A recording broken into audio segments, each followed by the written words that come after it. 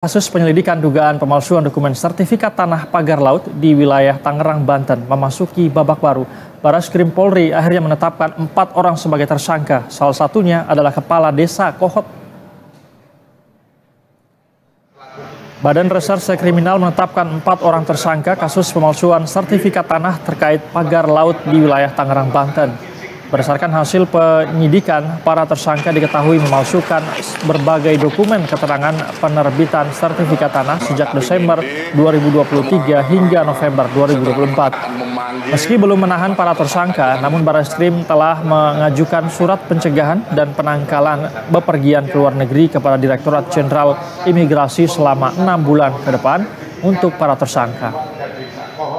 Sejak Desember 2023 sampai dengan November 2000 atas hak atas tanah, di mana kita menetapkan saudara A selaku Kades Kohot, saudara UK selaku Sekdes Kohot, saudara SP selaku penerima kuasa, dan saudara CE selaku penerima kuasa telah kita sepakat kita tetapkan sebagai tersangka, di mana diduga keempatnya telah bersama-sama membuat dan menggunakan surat palsu berupa GIRIK, surat pernyataan penguasaan fisik bidang tanah sporadik, surat pernyataan tidak sengketa, surat keterangan tanah, surat keterangan pernyataan kesaksian, surat kuasa pengurusan permohonan sertifikat dari warga desa Kohot, dan dokumen lain yang dibuat oleh Kades Sekdes sejak Desember 2023 sampai dengan November 2024. Pemirsa, penyidik Bareskrim Polri menegaskan mereka masih terus melakukan pengembangan kasus pemalsuan dokumen SHGB dan SHM pagar laut Tangerang. Bareskrim Polri tidak menutup kemungkinan akan ada tersangka lain setelah menetapkan 4 tersangka dalam kasus ini.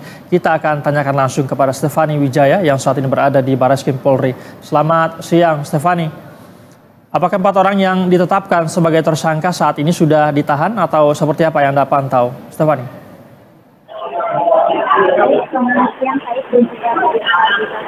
Memang benar pada kemarin ini penyidik Direktorat Tindak Pidana Umum Bareskrim Polri menemukan bahwa ada sebanyak 4 tersangka di kasus pemalsuan dokumen sertifikat hak guna bangunan dan juga sertifikat hak di wilayah laut Tangerang. Dan memang tempatnya hingga saat ini itu dilakukan penahanan, akan tetapi memang penyidik Bareskrim Polri sudah bekerja sama, sudah melakukan koordinasi maksud kami bersama imigrasi untuk melakukan pencekalan agar memang keempatnya ini yang salah satunya merupakan Kades Desa Kohot ini tidak bisa pergi ke luar Indonesia begitu. Diketahui memang keempatnya ini diduga telah bersama-sama begitu membuat dan juga menggunakan surat palsu berupa pernyataan, kemudian surat kirim, kemudian juga ada surat pernyataan kesaksian, surat kuasa yang memang dibuat oleh